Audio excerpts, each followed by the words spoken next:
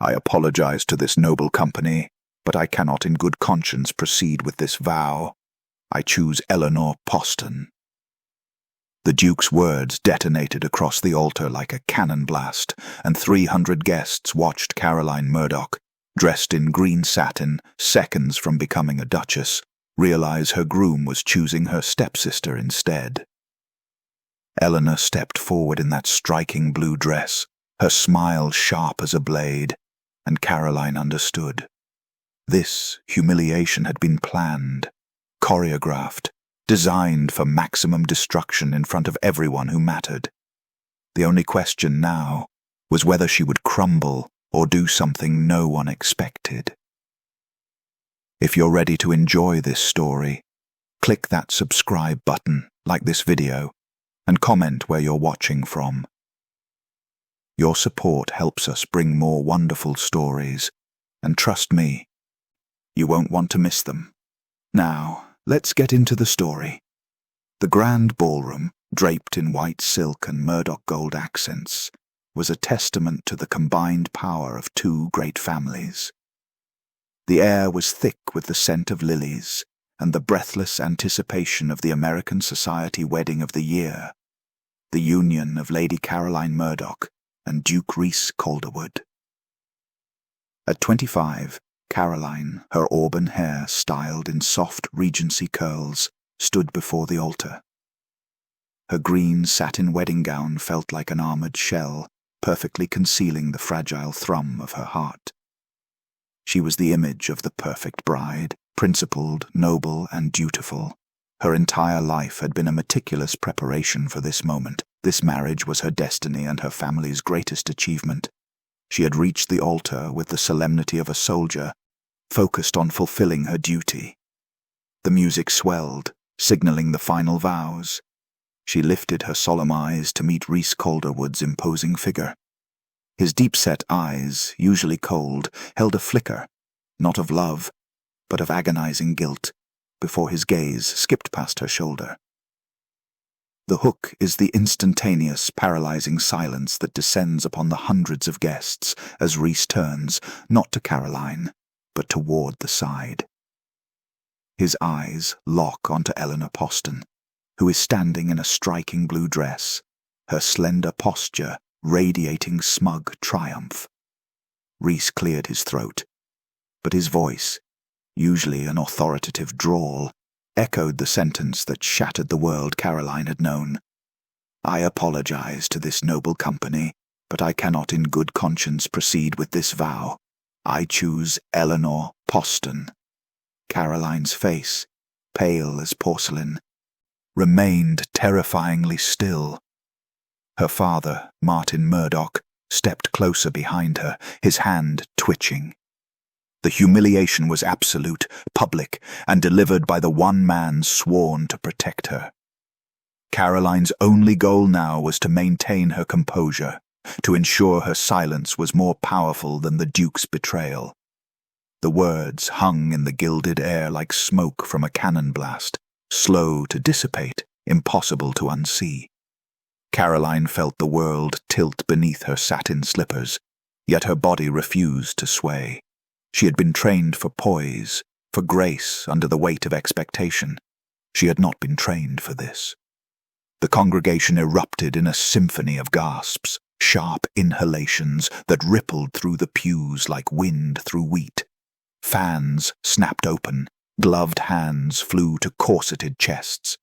The matriarchs of society leaned toward one another, their whispers a venomous hiss that Caroline could feel against her skin, even from the altar.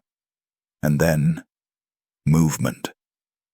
Eleanor Poston stepped forward from the third row, her striking blue gown catching the chandelier light as though she had planned for this precise moment of illumination.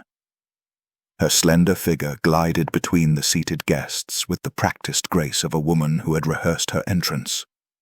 Her bright blue eyes sparkled, not with surprise, but with the unmistakable gleam of victory. Caroline watched her stepsister approach the altar, each step a fresh blade between her ribs. Eleanor's lips curved into a smile so sweet it could rot teeth, her chin tilted upward in that familiar gesture of challenge. She had always competed with Caroline for attention, for approval, for scraps of affection from their blended family. But this was not competition. This was annihilation.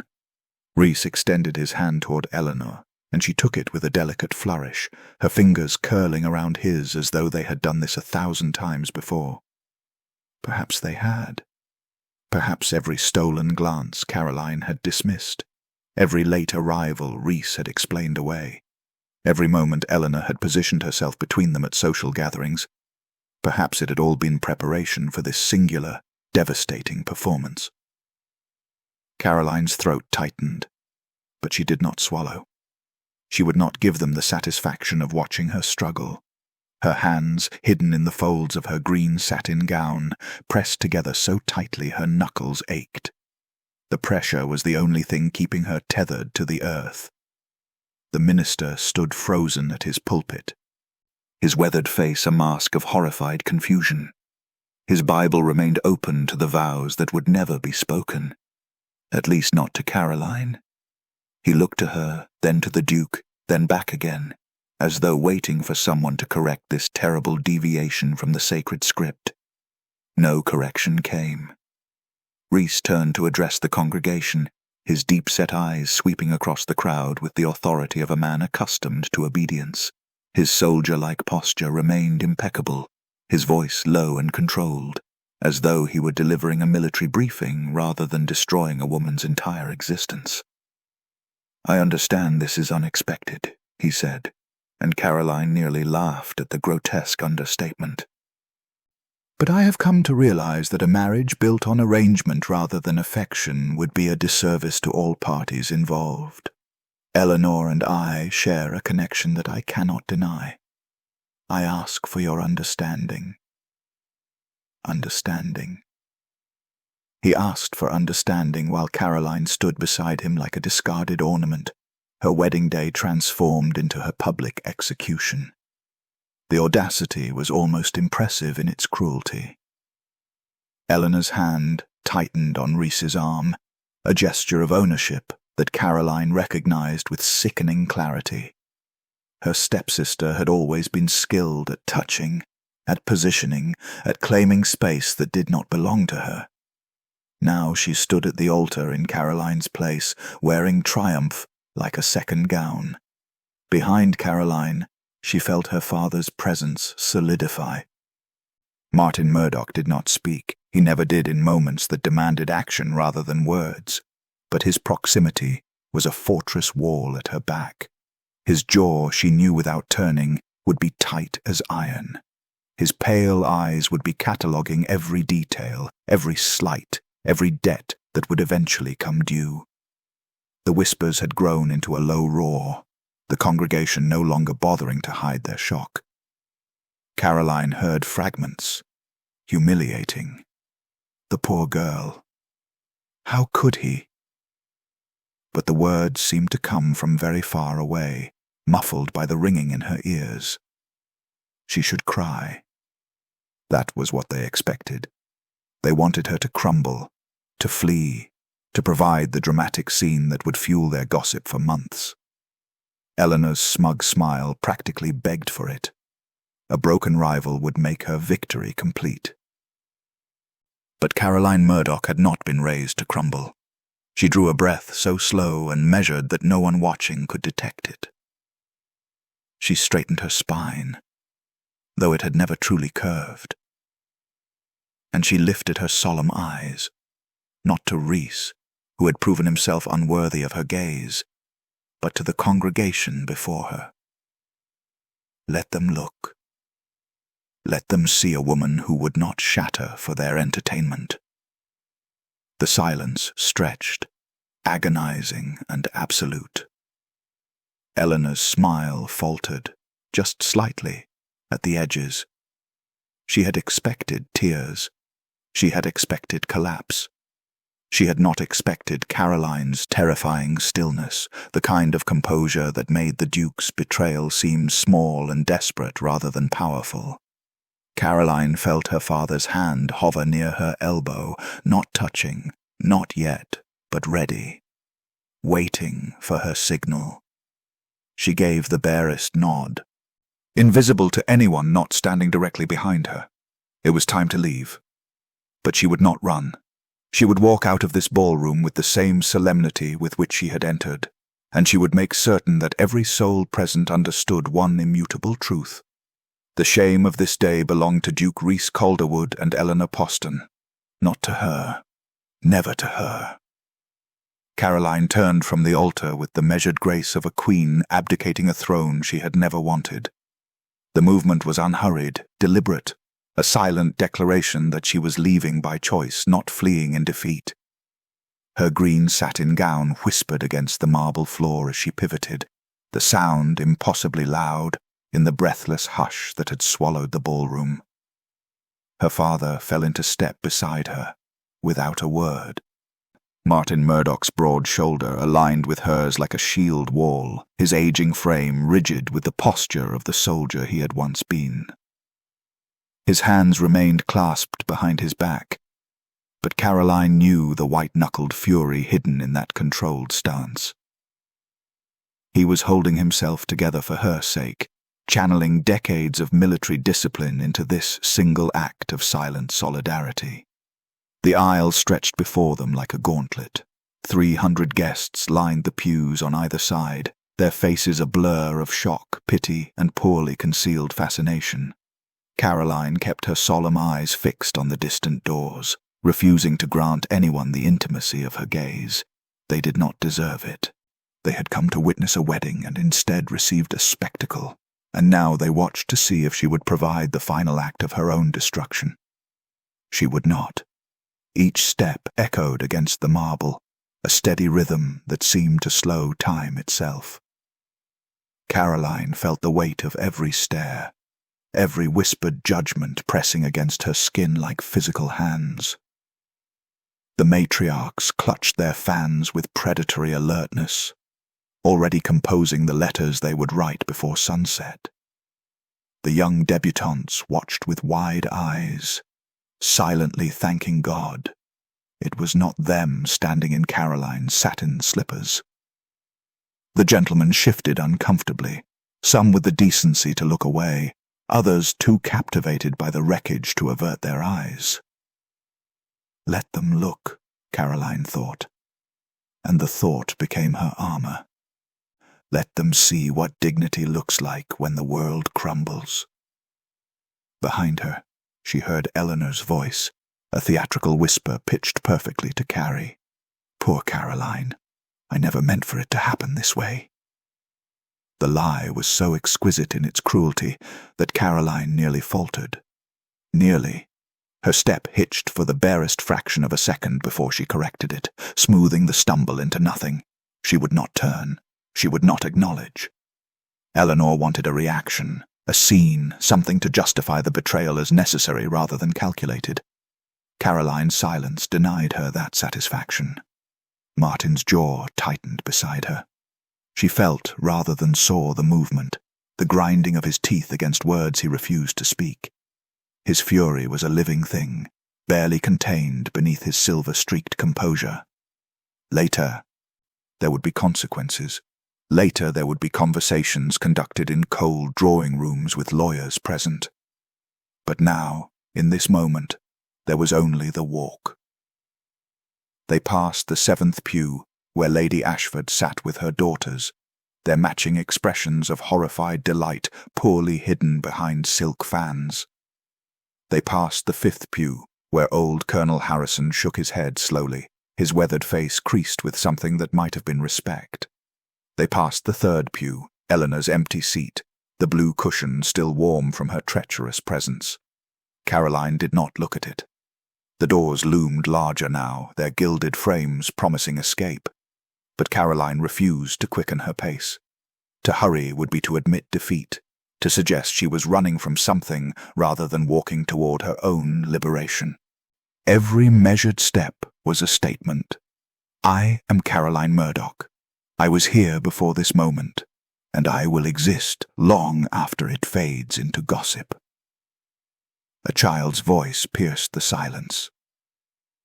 "Mama, why is the bride leaving?" and was immediately hushed. The question hung in the air like an accusation, directed not at Caroline, but at the man who had made her departure necessary. She allowed herself one small private satisfaction, the rustle of discomfort that rippled through the congregation. They had expected tears. They had expected a broken woman stumbling toward the exit with mascara-streaked cheeks and trembling shoulders. Instead, they watched a woman who walked as though the Duke's betrayal was merely an inconvenience in her schedule, a minor disruption to be handled and forgotten. The scandal, Caroline realized, was shifting. She could feel it in the quality of the whispers, in the direction of the glances.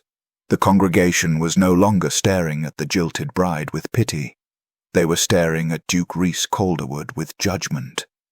What kind of man humiliates a woman of such obvious grace? What kind of man chooses the stepsister at the altar itself, as though the timing were designed for maximum cruelty? Eleanor had wanted attention. She had certainly received it, but not the kind she had anticipated. Caroline reached the doors. A footman, his young face pale with second-hand horror, scrambled to pull them open. She paused at the threshold, not out of hesitation, but out of intention.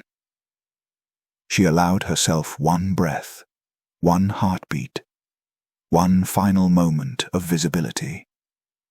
Then she stepped through, her father close behind, and the doors swung shut with a finality that echoed through the ballroom like a verdict. Outside, the spring air hit her face like cold water. The gardens stretched before her, indifferent to the catastrophe that had unfolded within the manor's walls. Somewhere a bird sang. Somewhere life continued as though Caroline Murdoch's world had not just ended. She walked 3 more steps before her composure cracked, just slightly, just enough for her father to see. Her hands, still clasped before her, began to tremble. Martin Murdoch placed his palm against her back, steady and warm. He said nothing. There was nothing to say, but his presence spoke volumes. You are not alone.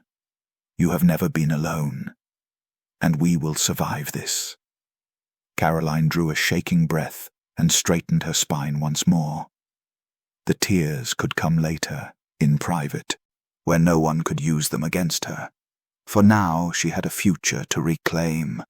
The Murdoch Library had never felt smaller. Caroline stood at the window watching the last carriages depart from the manor grounds, guests fleeing the scene of social disaster like rats from a burning ship. The green satin wedding gown still clung to her frame, but she had removed the veil. It lay discarded on her father's mahogany desk like a shed skin. Martin Murdoch poured himself a measure of brandy with steady hands, then poured a second glass, something he had never done before in Caroline's presence. He crossed the room and offered it to her without comment. The crystal was cool against her palm, the amber liquid catching the dying afternoon light.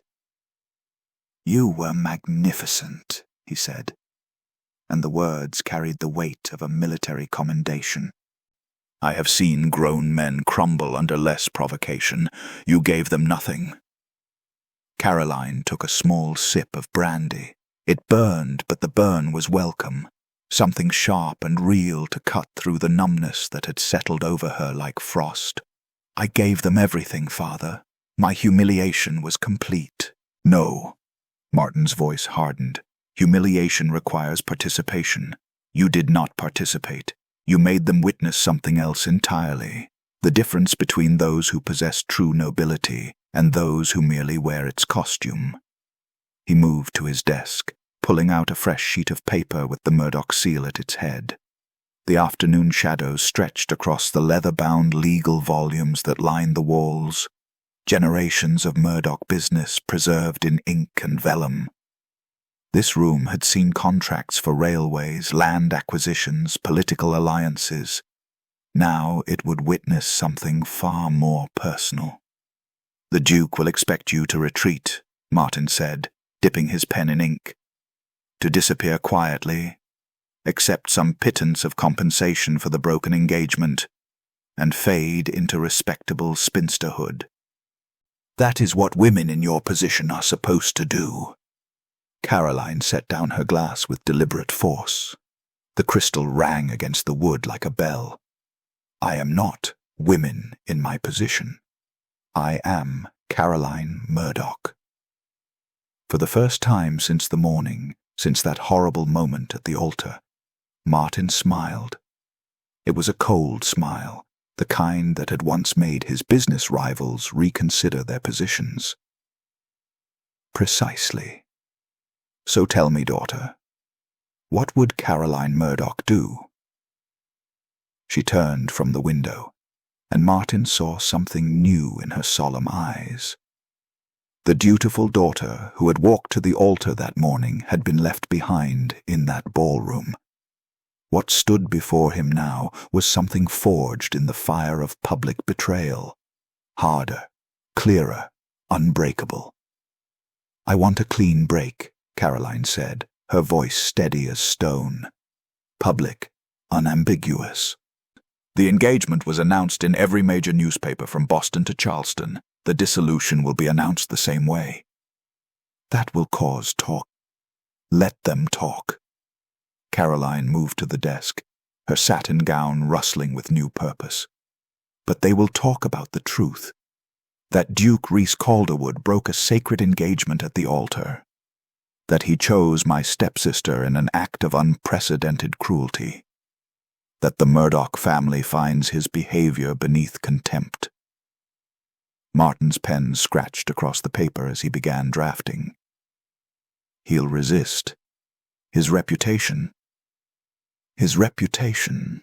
is already destroyed among anyone who matters. But he doesn't know that yet. He thinks Eleanor's charm and his title will smooth things over." Caroline traced a finger along the edge of the desk, her mind working with a clarity that surprised her. Apparently, public humiliation was quite effective at burning away illusions. "We need to move before he can craft his own narrative." "The marriage settlements," Martin murmured. "The land agreements, the merging of estates. Void them all." Caroline's voice carried an edge sharp enough to cut glass. "I want nothing from him. No money, no land, no connection whatsoever. Let the lawyers make it clear that the Murdoch family requires nothing from a man who lacks basic honor." Martin looked up from his writing. "That's a fortune you're walking away from. It's a fortune tainted by association with him. I would rather be genuinely poor than falsely enriched by Rhys-Calderwood's guilty conscience." She paused, then added with the faintest trace of satisfaction, "Besides, the Murdoch fortune stands on its own. We needed nothing from him except the social alliance, and that alliance became worthless the moment he revealed his character." Her father studied her for a long moment, seeing perhaps for the first time the steel that had always existed beneath his daughter's quiet demeanor. "There's more. What else do you want?" Caroline straightened, and in that moment she looked like her grandmother, the woman who had built half the Murdoch fortune through sheer force of will during the war years. "I want it in writing that any children of the Duke and Eleanor will have no claim to any Murdoch holdings, connections, or associations. I want it clear that the betrayal was so complete that we sever not just the engagement, but any future possibility of reconciliation. That's thorough. Eleanor wanted my life. She can have it, the cage of being Duchess to a man who publicly betrayed his first bride. Let her wonder every day of their marriage when he might do the same to her." Caroline's lips curved in something that was not quite a smile. "And let him remember, every time he sees her in blue, what he gave up for a woman who was willing to destroy her own sister for a title."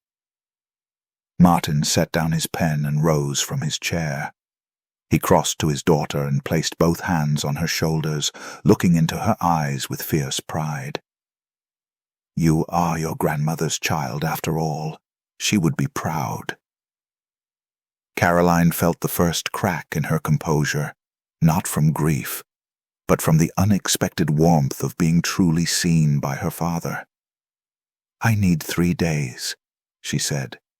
3 days to mourn what I thought my life would be. Then we execute everything we've discussed. Letters to the newspapers, meetings with lawyers, a complete and public severing. And then? Then I become who I was meant to be. Not the Duke's bride, not Eleanor's rival, just Caroline Murdoch, and that will be enough. Martin squeezed her shoulders once, then returned to his desk. As his pen resumed its scratching, Caroline turned back to the window. The sun was setting now, painting the sky the color of the roses that had adorned the ballroom. By tomorrow, those roses would be dead, but Caroline Murdoch would still be standing. The Murdoch estate at Willowbrook had not seen a family member in residence for 3 years. When Caroline's carriage rolled up the gravel drive on a grey April morning, the housekeeper, Mrs. Henley, stood at the entrance with tears threatening her weathered face, though whether from joy at having someone to care for or sorrow at the circumstances, Caroline could not tell. The house itself seemed to exhale relief at being occupied again. Dust motes danced in the pale light that filtered through windows gone too long without purpose. Caroline stood in the entrance hall, her travelling cloak still damp from the morning rain, and felt the blessed weight of anonymity settle over her shoulders. Here, 40 miles from the nearest society drawing-room, she could finally stop performing strength she did not feel. The first night, she did not sleep. She sat at the window of her unfamiliar bedroom, watching the moon traverse the sky, and finally allowed herself to catalogue the loss. Not just Rhys. She was beginning to understand she had never truly had him, but the entire architecture of her future. 25 years of preparation for a role that no longer existed. She had been shaped like clay on a wheel, spun into the perfect form of a duchess, and now she was just Caroline. The name felt foreign in her mouth. The second night, she cried. Great, ugly sobs that would have horrified her mother. Sounds torn from somewhere deep and primal that she had not known existed within her carefully cultivated composure. Mrs. Henley found her on the library floor at dawn, surrounded by books she had pulled from shelves without reading, as though seeking comfort from their mere presence. The older woman simply brought tea and a thick quilt, asking no questions. By the end of the first week, Caroline had established a routine born of necessity rather than propriety. She rose with the sun, not because it was proper, but because sleep had become an uncertain friend. She took long walks through the overgrown gardens, her boots soaking through with dew, her hair escaping its pins in the wind. No one saw. No one cared. The freedom was intoxicating and terrifying in equal measure. The library became her sanctuary.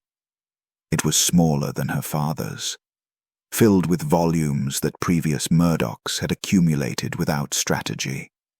Novels mixed with agricultural treatises, poetry beside accounting ledgers, maps of places no Murdoch had ever visited. Caroline found herself drawn to the travel journals, particularly one written by a distant aunt who had scandalized the family by traveling alone to Greece in 1845.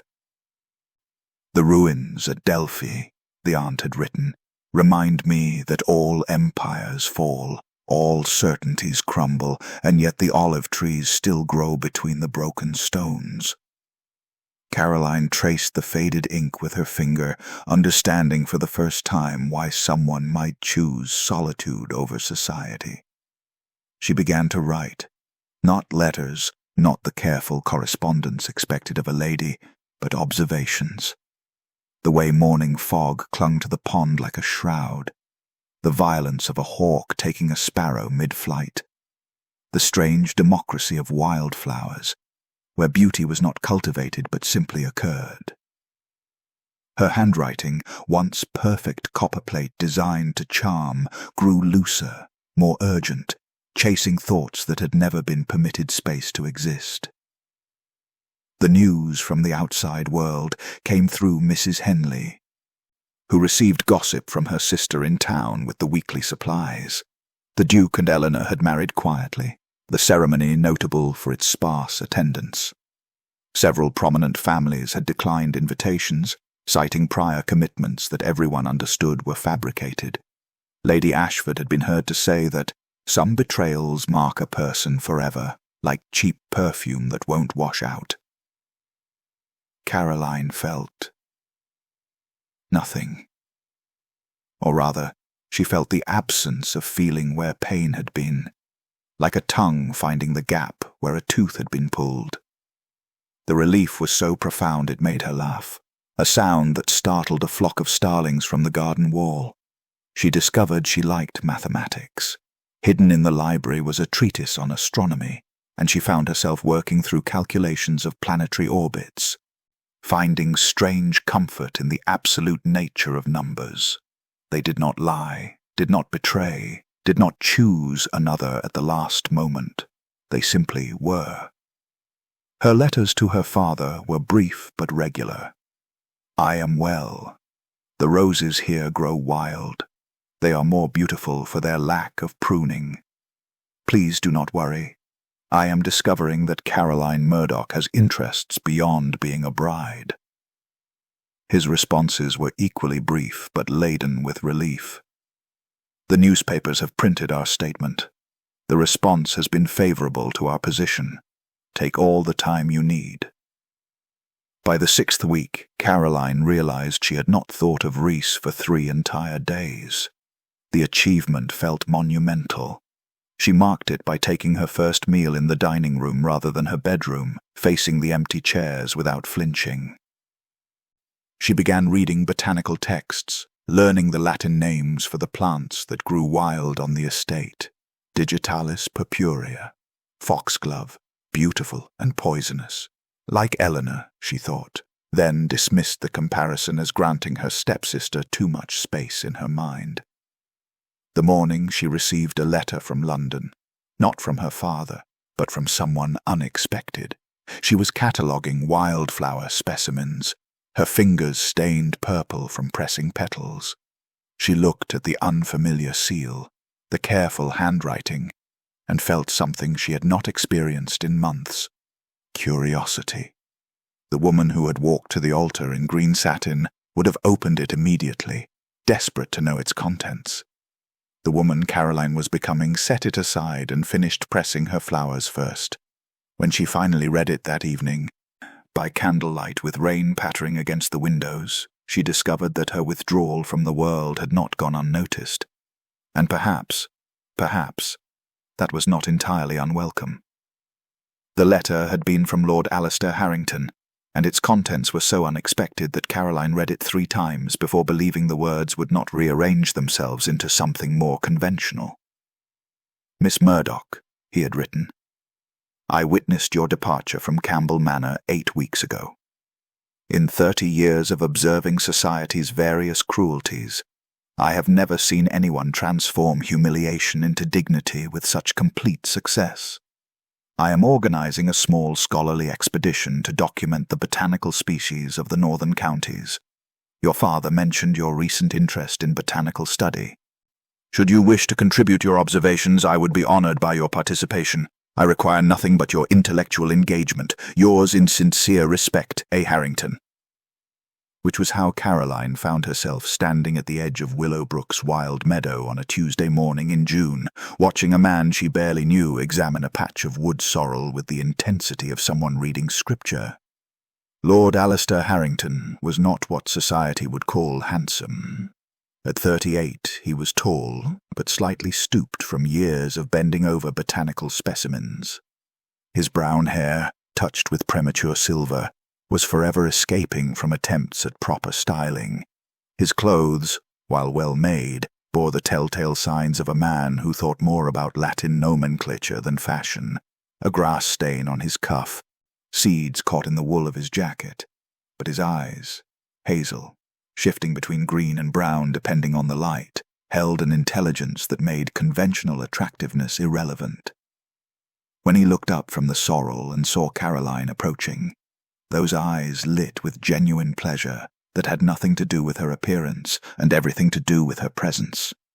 "Miss Murdoch, you came." He straightened, brushing soil from his hands without embarrassment. "I confess I wasn't certain you would."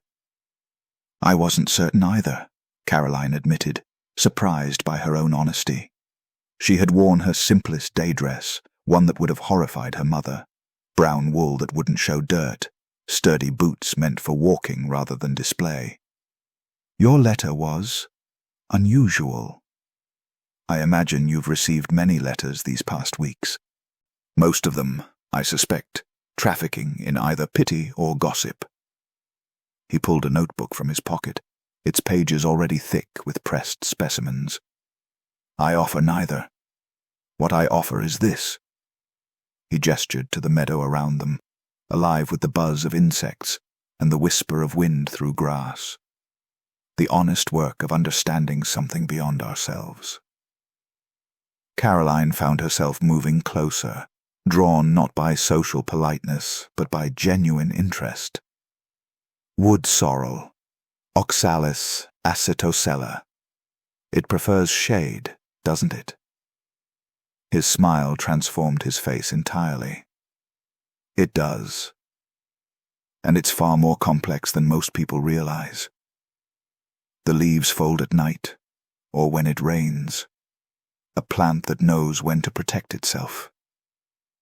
He glanced at her, and she understood he was not speaking only of botany.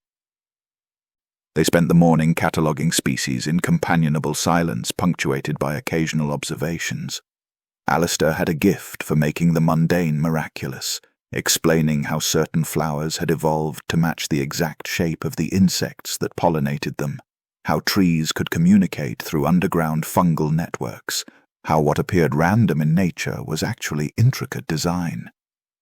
"You were at the wedding," Caroline said suddenly, surprising herself.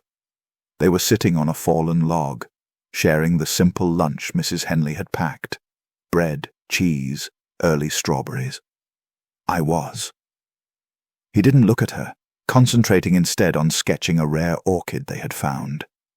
"Reese and I were at Cambridge together. I attended out of obligation to old-school ties, not affection. He was always—" Alistair paused, choosing his words carefully. "He was always someone who needed an audience. And Eleanor provides one admirably, I'm sure." His tone was dry as pressed flowers, "though I suspect she'll find the role less glamorous than anticipated. Being married to someone who requires constant admiration is exhausting for all parties involved." Caroline was quiet for a moment, processing this observation. "You don't pity me?" It wasn't a question, but Alistair answered anyway. "Why would I pity someone who handled an impossible situation with more grace than most people manage in ordinary circumstances? You refused to perform the expected collapse. That took extraordinary strength, or extraordinary stubbornness. In my experience, they're often the same thing differently described." A laugh escaped Caroline. Small but genuine, the first in months that wasn't bitter. "My father would agree with you." They returned to their cataloguing, but the quality of the silence had shifted, become warmer. When Alistair showed her how to properly press flowers to preserve their colour, his hands guiding hers with professional detachment, Caroline felt something she had not experienced before. The simple pleasure of being taught something for its own sake, not as an accomplishment to display, but as knowledge to possess. "I should tell you," Alistair said as the afternoon sun began to slant golden through the trees, "I have no interest that is, I'm not here as a suitor." The words should have offended Caroline, the presumption that she would assume any man's attention was courtship. But instead she felt a rush of relief so profound it made her shoulders drop. "Thank God," she said, then coloured at her own vehemence. but Alistair only smiled. Indeed. I find I value intellectual companionship far more than romantic entanglement. My work is my passion, but it's lonely work sometimes. And I thought perhaps you might understand that particular kind of solitude. Caroline looked at him, really looked. Not the quick, assessing glance of society, cataloguing wealth and connection and marriageable qualities, but seeing him as he was, a quiet man who found more beauty in a woodland flower than a ballroom, who offered friendship without conditions or expectations. I would like to continue this, she said carefully. The botanical work, I mean. Tuesday mornings, he suggested. Weather permitting? Tuesday mornings, she agreed. As she walked back to the house, her notebook filled with sketches and observations, Caroline realized she felt lighter. Not healed, that would take much longer, but as though she had discovered a door in a wall she had thought solid. Beyond it lay not another cage of expectations, but something far more valuable, the possibility of being known for her mind rather than her marriage prospects. The Tuesday mornings became the architecture of Caroline's recovery.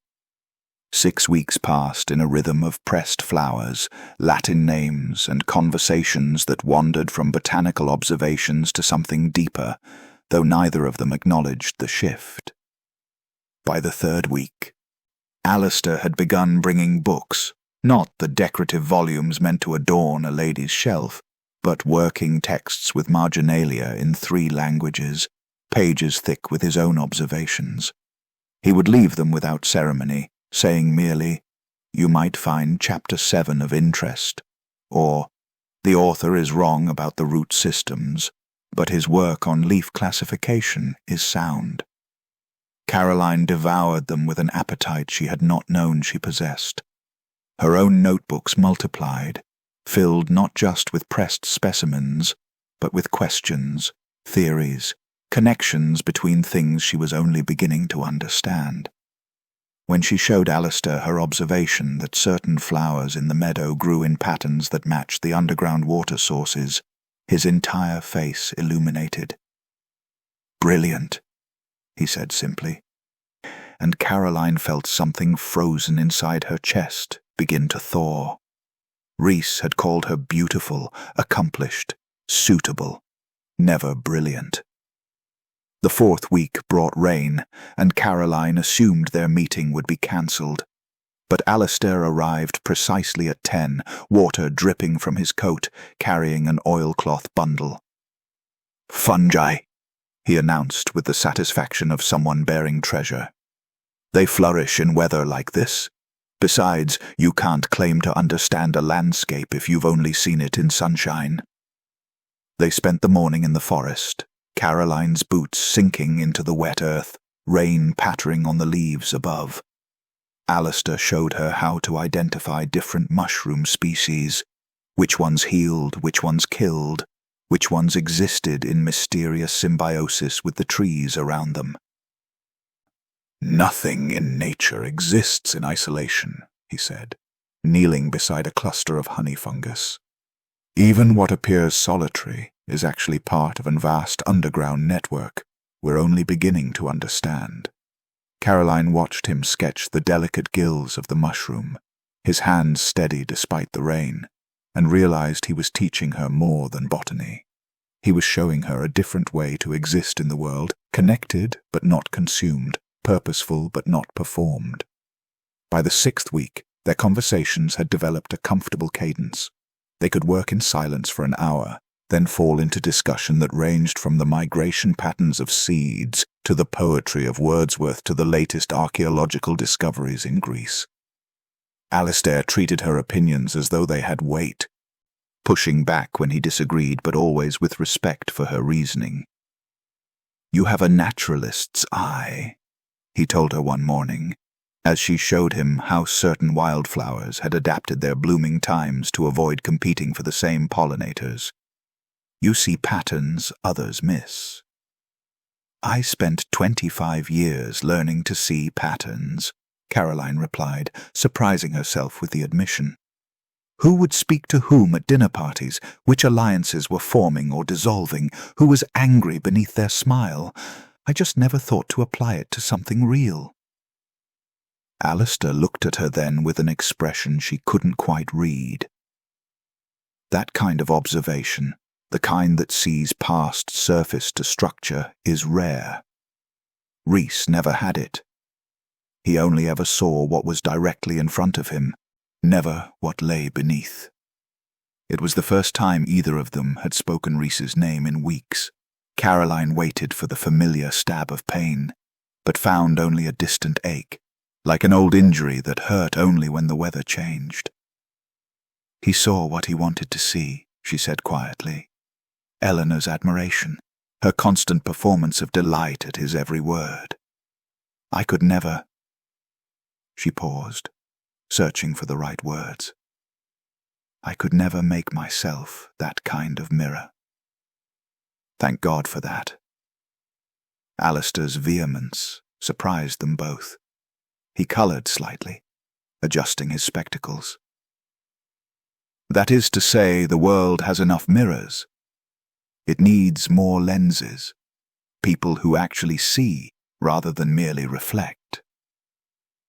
The 7th week, Caroline arrived to find Alistair had brought a microscope, a beautiful brass instrument that must have cost a fortune.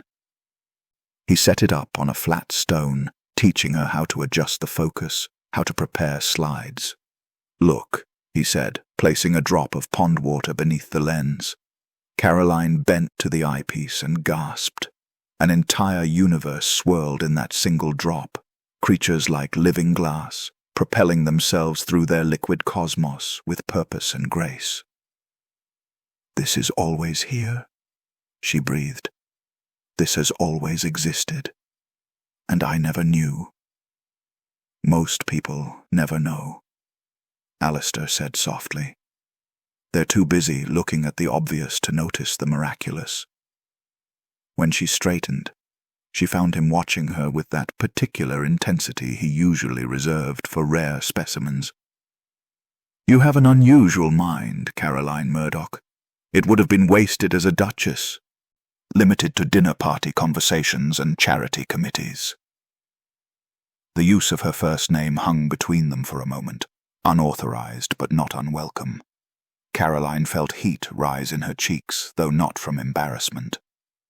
I'm beginning to think, she said carefully, that what happened at the altar wasn't a tragedy, but a liberation, though I wouldn't have chosen such a public method of achieving it. The best transformations are rarely chosen, Alistair replied, like seeds that require fire to germinate. The devastation is necessary for the new growth.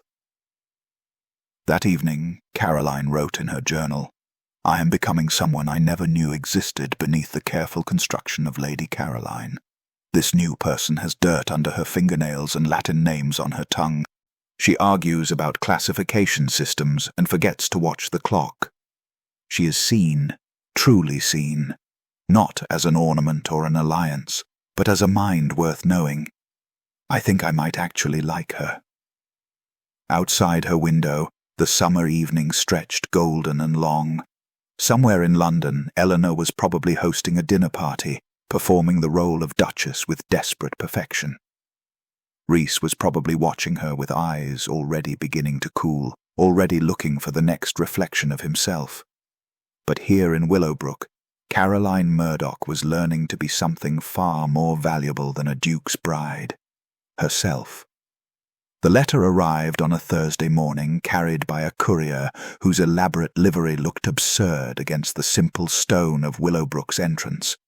Caroline was in the garden, hands deep in soil as she transplanted seedlings she and Alistair had cultivated when Mrs. Henley brought it to her. From London, miss, the housekeeper said, her tone carrying a warning.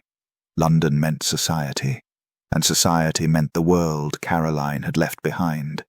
The seal belonged to Margaret Fairweather, not quite a friend, but someone who had occupied the peculiar space of consistent companion through countless social seasons. Margaret had been at the wedding, seated in the fourth pew with her mother. Caroline remembered catching her eye during that terrible walk, seeing something that might have been genuine sympathy in her expression. Caroline wiped her hands on her gardening apron, another item that would have horrified her mother, and broke the seal. Margaret's handwriting, always dramatic, seemed to vibrate with barely contained excitement. "Dearest Caroline," it began, "I have debated for weeks whether to write, uncertain if news from our circle would be welcome or painful. However, recent developments compel me to believe you would want, no, deserve, to know the current state of affairs regarding the Duke and Duchess of Calderwood." Caroline moved to the stone bench beneath the apple tree, her dirty hands leaving smudges on the expensive paper. She found she didn't care. Their wedding, as you might imagine, was a pale shadow of what yours would have been. Barely 50 in attendance, and half of those only came to witness what many are calling the conclusion of the scandal. Lady Ashford remarked quite loudly that the flowers looked funeral. "Eleanor wore your dress. Did you know? She had it altered, of course, but everyone recognized it. The symbolism was grotesque." Caroline felt her stomach turn, not from pain, but from disgust at the tastelessness of it. To wear the dress intended for another bride. It spoke of a competitiveness so consuming that even victory wasn't enough without rubbing salt in the wound. Margaret's letter continued. But here is where the story becomes truly extraordinary. The marriage, barely 3 months old, already shows cracks visible to all of society. Eleanor, it seems, cannot stop competing even though she has already won. At the Pemberton ball, she insisted on leading the first dance though the honor belonged to the Countess. When Rhys attempted to correct her, she laughed, that tinkling laugh we all know, and said, "Surely a duchess takes precedence." The room went silent. Even Rhys looked embarrassed. Caroline found herself reading faster, drawn despite herself into the narrative of their unraveling. But it's worse than mere social miscalculation. Eleanor seems incapable of allowing Rhys a moment's peace. She must be constantly admired, constantly preferred. I witnessed myself at the Ashford garden party. She literally stepped in front of Lady Pemberton mid-conversation with Rhys to announce that she needed his opinion on her new gown immediately. The desperation was unseemly. And Rhys, oh, Caroline, if you could see him. The guilt is eating him alive. He has developed a habit of staring into the middle distance during conversations as though looking for something he lost. Someone mentioned your name at cards last week, just in passing, regarding your father's new railway venture, and Rhys went white as parchment. He excused himself and didn't return. The cruelest irony. They are perfect for each other in all the wrong ways. Both so concerned with appearances that they've forgotten to build anything real beneath them. Eleanor performs the role of devoted duchess with exhausting enthusiasm, while Rhys plays the part of a man who got what he wanted. Neither seems to realize that the audience has seen through the performance. Meanwhile, your dignified withdrawal has become the stuff of legend. Lady Pemberton called you the only person to ever leave a scandal with more reputation than she entered it. Your father's statement to the newspapers was masterful. Did you help write it? The line about revealing character through choices was particularly devastating. I hope this letter finds you well and that you don't think me cruel for sending such news. I thought you should know that what felt like your ending was actually theirs. You escaped, Caroline. They trapped themselves.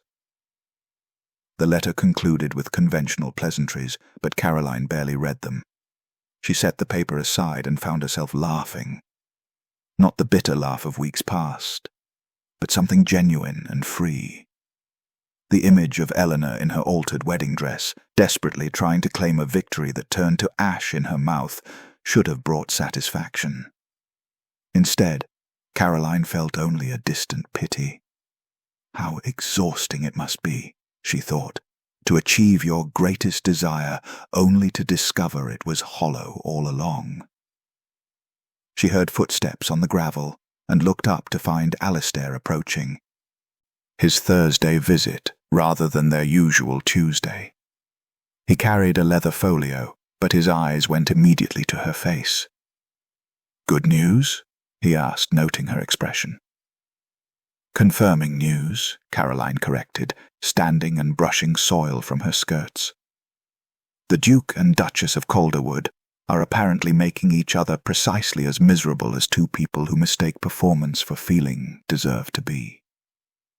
Alistair's mouth quirked. Ah. The inevitable consequence of choosing reflection over reality. Nature has similar examples, flowers that mimic other species but produce no nectar. They may achieve pollination once or twice, but eventually the bees learn to avoid them. Caroline picked up Margaret's letter, then deliberately let it fall into the basket of garden waste. "I believe I'm done with news from London." "Did you bring the study on alpine species?" "I did, though I warn you the author's German is archaic, and his Latin is worse." "Perfect," Caroline said, and meant it.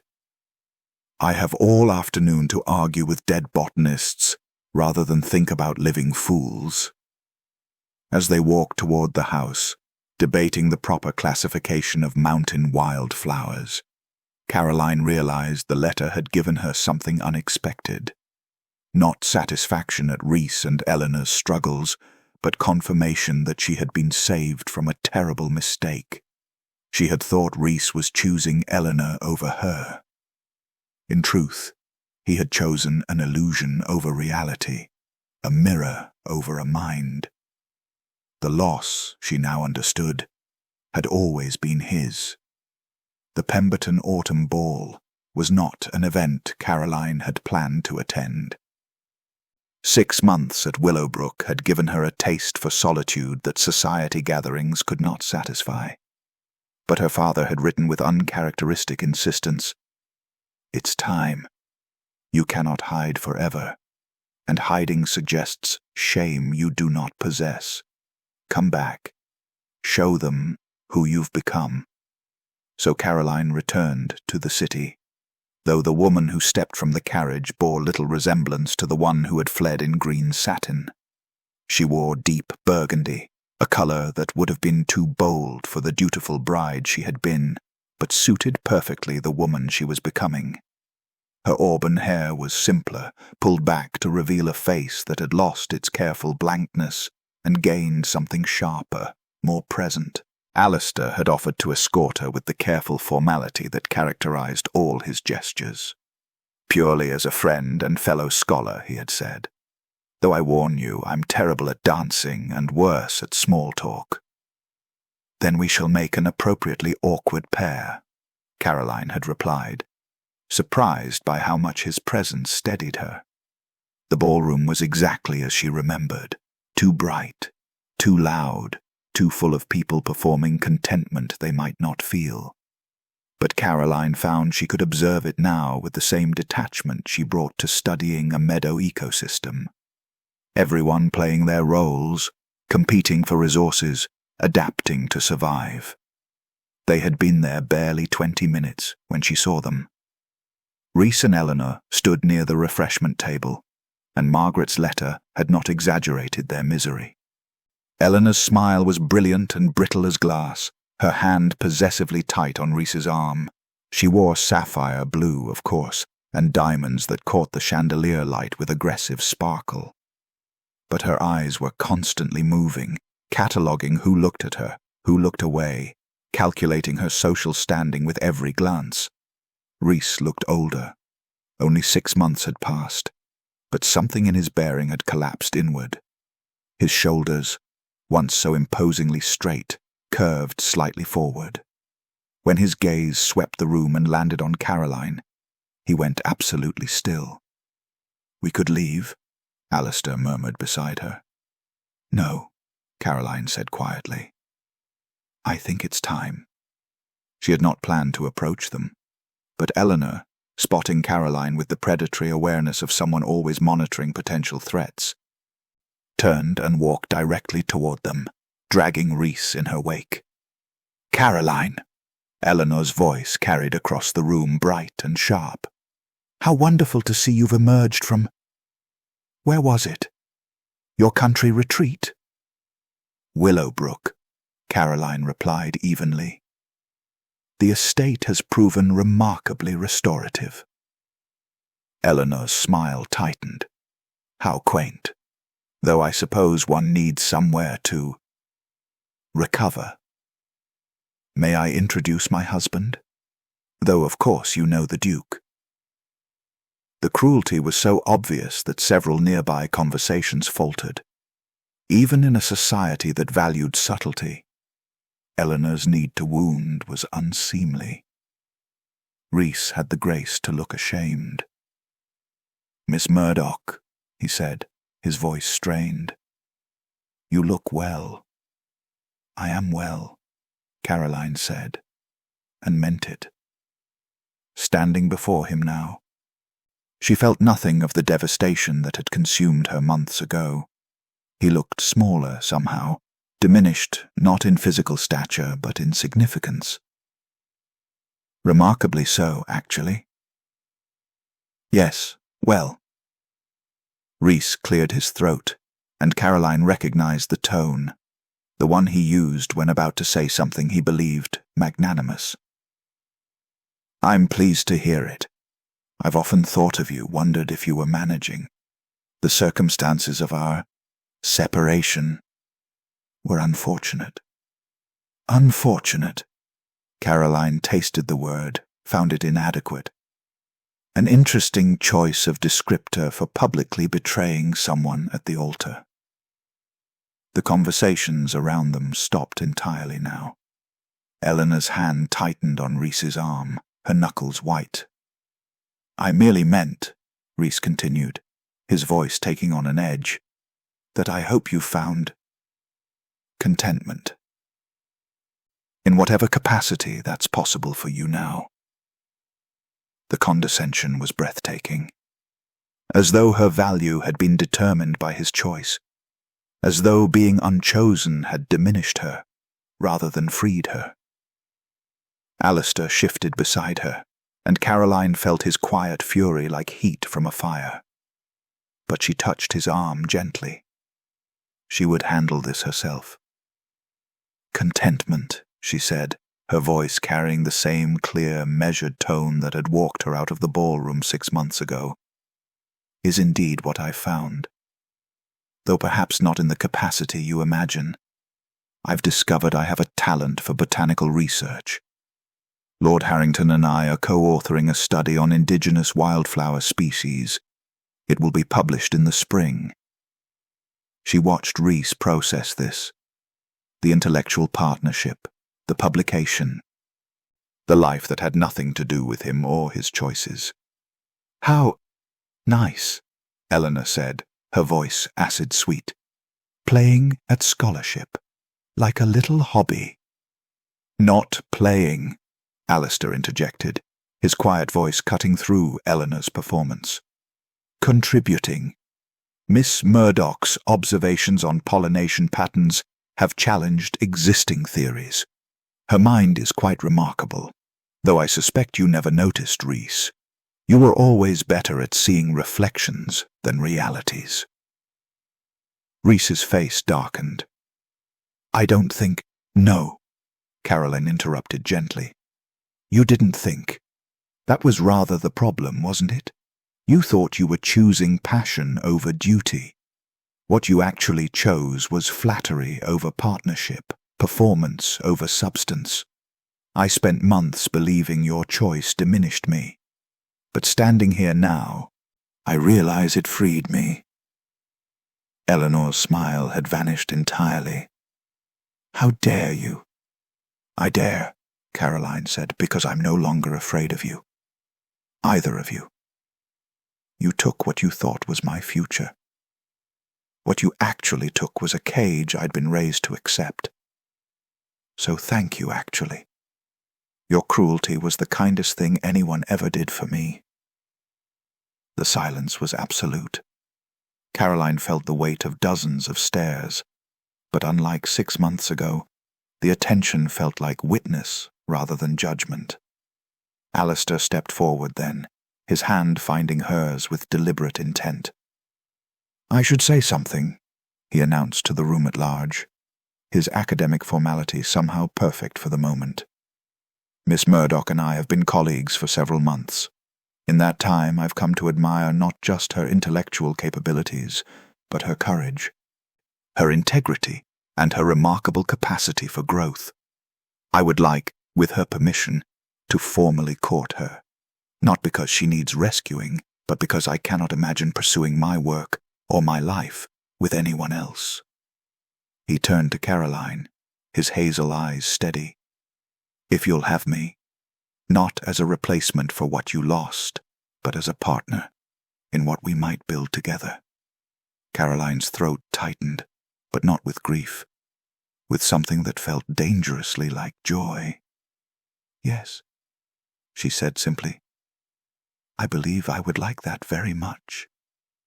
When she looked back at Rhys and Eleanor, she saw them clearly for the first time. Two people who had mistaken winning for happiness, who would spend years performing a marriage while never actually having one. "I wish you well," Caroline said, and the extraordinary thing was, she meant it.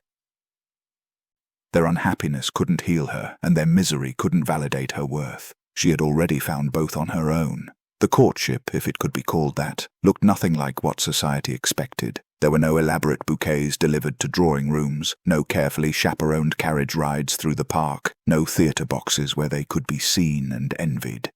Instead, there were Tuesday mornings that became Thursday afternoons, that became Sunday walks that stretched until twilight. Alistair proposed on a Wednesday in November, kneeling in the mud beside a rare fungus they had tracked for 3 weeks.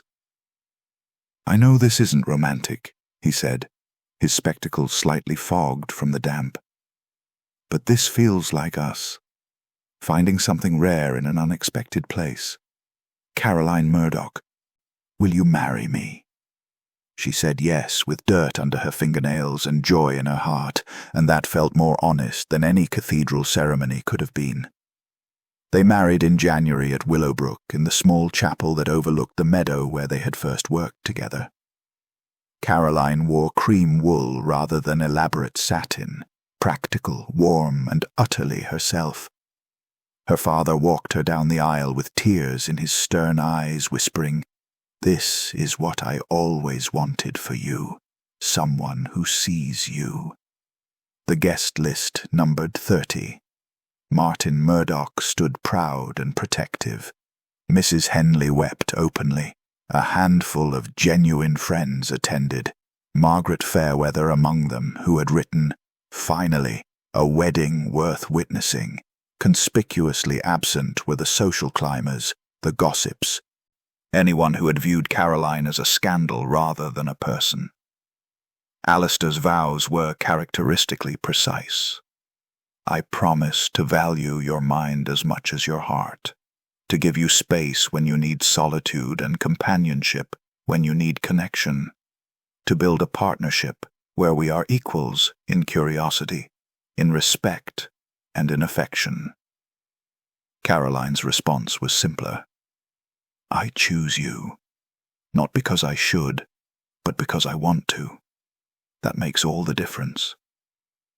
The wedding breakfast was held in Willowbrook's library, surrounded by books and botanical specimens and the life they were already building together.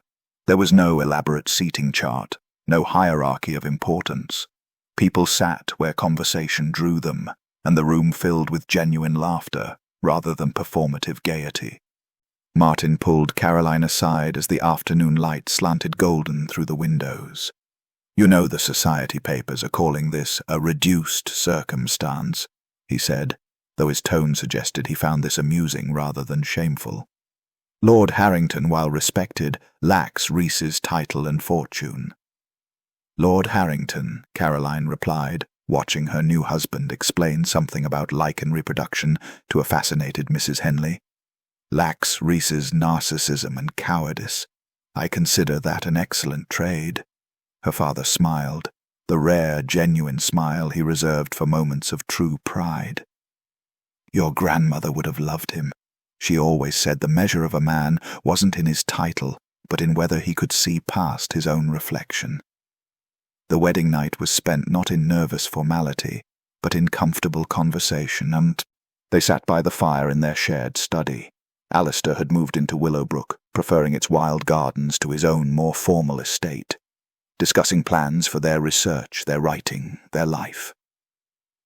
I should tell you, Caroline said, curled in the chair opposite his, I have no intention of hosting elaborate dinner parties or maintaining a London social calendar. Thank God, Alistair replied. I was terrified you might expect me to develop social graces. I expect you, Caroline said, to continue being exactly who you are, a brilliant, slightly awkward naturalist who gets more excited about moss than most people get about diamonds. And I expect you to continue becoming whoever you're meant to be, even if I'm not entirely sure who that is yet. Caroline smiled. Neither am I. But I'm looking forward to finding out. The months that followed established a rhythm that suited them both. They worked together most mornings, their research expanding to include not just botanical catalogues, but theoretical work on ecosystem relationships. Caroline's observations on how plants adapted to survive in competitive environments, shaped no doubt by her own experiences, brought new insights that challenged existing academic assumptions. Their first co-authored paper was published that spring, to quiet but genuine acclaim in scientific circles. Several established naturalists wrote requesting correspondence, addressing their letters to Lord and Lady Harrington with the assumption of intellectual partnership that made Caroline's heart swell. She received one final letter from Margaret in late spring. You should know that Eleanor and Rhys have separated, not divorced. That would be too scandalous, but living in different residences, seeing each other only at required social functions. They are maintaining appearances, which I suppose is all they ever really valued. Meanwhile, rumor has it you've revolutionized pollination theory and are insufferably happy in the countryside. The contrast is delicious. Caroline set the letter aside without finishing it. Eleanor and Rhys had become characters in someone else's story, no longer relevant to her own narrative.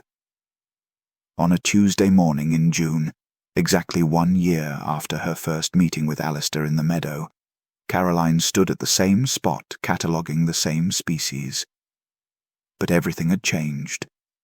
Her notebook was fuller, her knowledge deeper, her heart lighter. Alistair came up behind her, wrapping his arms around her waist in a gesture that had become familiar. Welcome. Happy anniversary, he murmured against her hair. Of our first botanical expedition, she asked, leaning back against him. Of the day you started becoming the person you were always meant to be. I just had the extraordinary privilege of witnessing it. Caroline turned in his arms, studying his dear, familiar face, the spectacles perpetually smudged, the hair that never stayed properly combed, the eyes that saw her with perfect clarity. I used to think, she said softly, that my life ended at that altar, that Rhys's choice destroyed my future. And now? Now I understand that futures aren't destroyed. They're redirected. Sometimes violently, painfully, publicly. But the redirection isn't the ending. It's just the beginning of something you never knew you needed. She kissed him then, there in the wild meadow with morning dew on their boots and the scent of honeysuckle on the wind. It was nothing like the kiss she might have shared with Rhys in some cathedral. Performative, observed, designed for an audience. This was real. Chosen. Earned through heartbreak and healing, and the courage to build something new from the wreckage of what she'd thought she wanted. Caroline Murdoch Harrington had been betrayed, humiliated, publicly destroyed. She had also survived, adapted, and ultimately flourished. Not despite the betrayal, but because of what she chose to do with it. True nobility, she had learned, wasn't something you were born into or married into. It was something you forged yourself, in the quiet moments when no one was watching, when you chose dignity over bitterness, growth over grief, authentic connection over gilded cages. She had lost a duke and gained herself. It was, without question, the better bargain. The end. Thank you for watching this story to the end. If you enjoyed this story, you will surely love the next one. It's as crazier and more intriguing as you can ever imagine. So do check it out. Click on the image showing on your screen right now to watch the next one. Don't forget to subscribe, and I'll see you in the next one. Bye for now.